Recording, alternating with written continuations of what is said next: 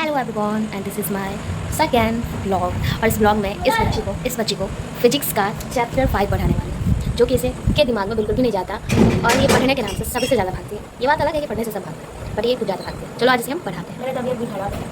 इसमें तबीयत कहाँ जाता है? अच्छा ये बताओ, जब पढ़ने की बात आती है तो किसकी तबीयत खराब होती है? यहाँ तो सभी की होती है। फिलहाल इसकी तो हो ही रही है। 10th के बोर्ड्स आने वाले हैं और फाइनल एग्जाम होगा। हाफ ईयरली भी बाकी है, तो पहले हाफ ईयरली होगा, उसके बाद फाइनल होगा, जिसके लिए इसने अभी एक चैप्टर ही मात्र पढ़ा है। तो मैंने स्किप किया है बाकी चैप्टर्स को, सीधे जो इंपॉर्टेंट चैप्टर है मैं इसको वो पढ़ाने वाली हूँ। लेट्स स्टार्ट इट, क्योंकि मैंने थोड़ा पढ़ रखा है, तो ये आज से पढ़ाते हैं। तो इस चैप्टर का नाम क्या है? विद्युत धारा के चुंबकीय प्रभाव। चैप्टर का नाम क्या है? विद्युत धारा के चुंबकीय प्रभाव। और चैप्टर कौन सा है? 5।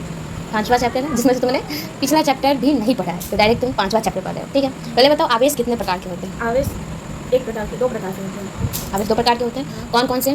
धन आवेश और ऋण आवेश। एक धन आवेश और ऋण आवेश। ऋण आवेश होते हैं। तो आवेश कहते किसे हैं? जो प्लस में और माइनस में आवेश ऐसे ना ऐसे होता है। आवेश कहते हैं जो प्लस में होता है और माइनस में होता है। नहीं, धन आवेश उसे कहते हैं जो प्लस में, और ऋण आवेश जो माइनस में, उसे धन अच्छा, आवेश तो जो प्लस में होता है उसे धन आवेश कहता है। मैंने ये पूछा तुमसे, मैंने ये पूछा कि आवेश किसे कहते हैं। आवेश नहीं। या पढ़ाई के नाम पे जानते हैं इसका कोई चीज़ कभी मैनेजमेंट के साथ रहता है। आवेश कितने प्रकार के होते हैं तो पता चल गया?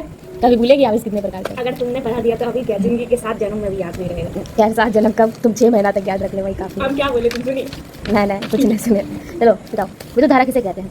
विद्युत धारा हमको पता है, लेकिन अगर हम तुमको बता देंगे तुमको याद हो जाएगा। क्या हटाओ, देखो चालकों से होकर आवेशधारी कणों के प्रभाव को विद्युत धारा कहते हैं। ठीक, चालक किसे कहते हैं? जिसमें इलेक्ट्रिक जिससे करंट पास हो सके उसे विद्युत का चालक कहते हैं। चालक मान लो या फिर सुचालक मान लो, तो विद्युत धारा किसे कहेंगे? ऐसा तार जिससे करंट, तार यहाँ पे कोई, देखो चालकों से होकर आवेशधारी कणों के प्रभाव को विद्युत धारा कहते हैं। चालकों से होकर आवेशधारी कणों से, कणकों नहीं, कणों। चालकों से होकर आवेशधारी कणों को, चालकों से होकर आवेशधारी कणों के प्रभाव के आवेशधारी कणों के प्रभाव को धारा कहते हैं, विद्युत धारा कहते हैं। विद्युत धारा कहते हैं। यानी कि मान लो चालक लोहा है, तो लोहा चालक है या कुचालक है? चालक तो उसमें करंट पास होगा। ये टेबल मान लो, ये जो टेबल है ये चालक है या कुचालक है?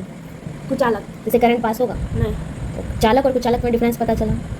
तो इसमें है कि विद्युत धारा की परिभाषा, क्वेश्चन आता है कि विद्युत धारा कहते किसे हैं? तो चालकों से होकर आवेशधारी कणों के प्रभाव के दल को विद्युत धारा कहते हैं। ठीक है गाइस, मेरा दिमाग बहुत शार्प है, इसलिए मैं बहुत जल्दी ही समझ जाती हूँ। मुझे पता है समझने के लिए बहुत तुम्हारा दिमाग शार्प है, चुप रहो तुम। तो पता एक टॉपिक मैंने बताया कि विद्युत धारा किसको कहते हैं, और इसको मैंने वो टॉपिक 2-3 बार रट्टा मरवा दिया कि विद्युत धारा किसे कहते हैं, विद्युत धारा किसे कहते हैं, फिर भी ये भूल चुकी है। और अब मुझे लगता है मैं इसको पढ़ाने के लिए बिल्कुल भी टाइम नहीं हूँ, अब मेरा दिमाग बिल्कुल भी नहीं चल रहा है। तो हाँ वो समझिए। तो अगर आगे पता करना है कि आगे हुआ क्या इस बंदरिया के साथ, तो देखो नेक्स्ट वीडियो।